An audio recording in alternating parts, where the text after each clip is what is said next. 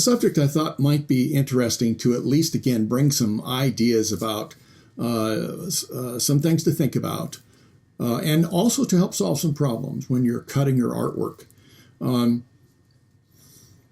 The subject was Paper Cutter by Judy Smith.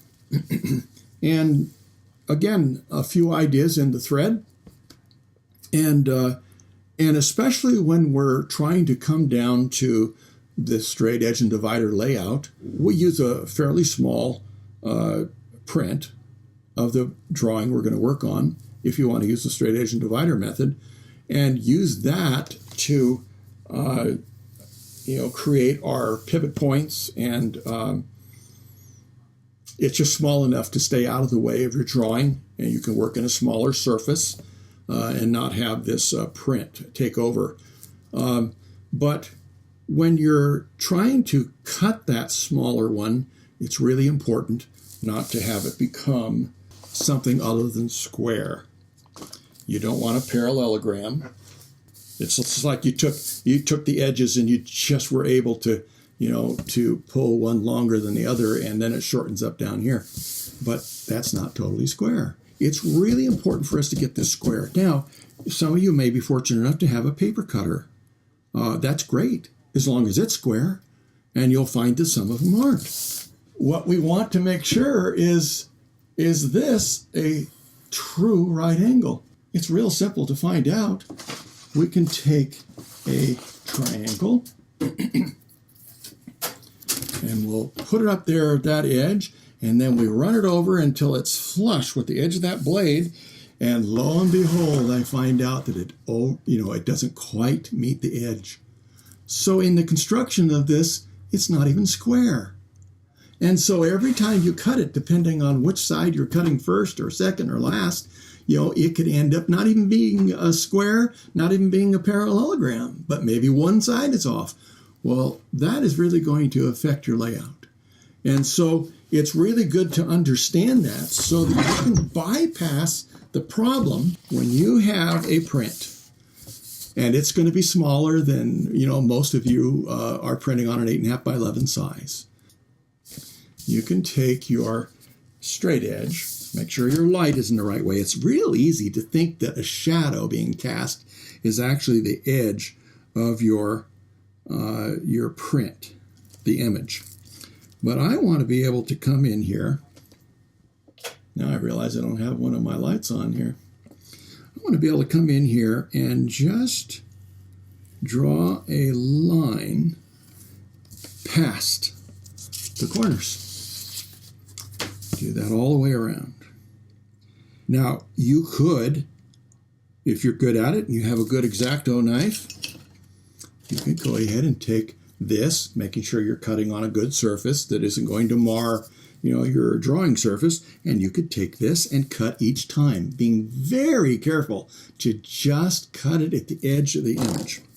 On this one, I have it hanging over just a little bit because I'm actually accounting for the width of the pencil lead. Now, I am going ahead and defeating the problem that is associated with this. Oh, shoot. I'm going to cut some of the extra off here so my line's a little wild. I don't even care whether it's totally square. What I want to be able to do is I want to see those lines run out to the edges so that I can use them to my advantage. Now, it makes no difference whether this is totally square or not, because I'm going to line those lines right up with the edge of the blade, top and bottom. And now I can cut through, and I've just perfectly cut the edge of that. I want to be careful. It's not that you can do it sloppy and have it work, but I can go all the way around, and if the printer has printed a square format, or a one with right angles, then you're just going to be in perfect shape. And don't chop your fingers off. That's not a good thing. Okay, so now I don't have a variance. I can do this repeatedly. If I have to make a brand new layout size, I can go ahead and do that again and come up with one that's exactly like this. so that if I lost one and I had to make another one, I can make sure that it's the same measurements, the same angles, and it isn't going to suddenly throw my drawing off. Because if it's off just a little bit one place, the more you go out to your goal, the more this is off. Now, there's a lot of reasons why you might, have it crooked. You don't have it at right angles, and maybe you're measuring or whatever it is. But you can invest in maybe a triangle, which gives you a true right angle here, and make sure that you do exactly the same thing.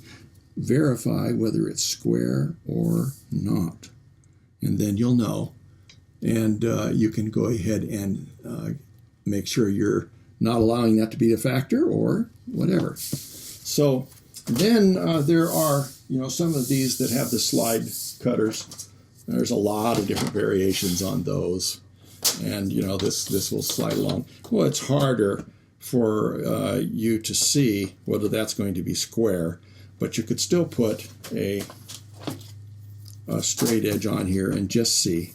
I think this is probably just naturally going to be more accurate, but you want to butt it up against this flange and make sure that that groove for the blade is going to be in the right place, and or just cut a piece of paper and see if it is true. Make sure that you verified it with your triangle. And so anyway, there's just a number of opportunities out there for you to try to get a square cut. And that is really the critical thing. So there's nothing like, even with your frames, having it be, again, that parallelogram. Well, we don't want to have something that just, for some reason, that doesn't look square.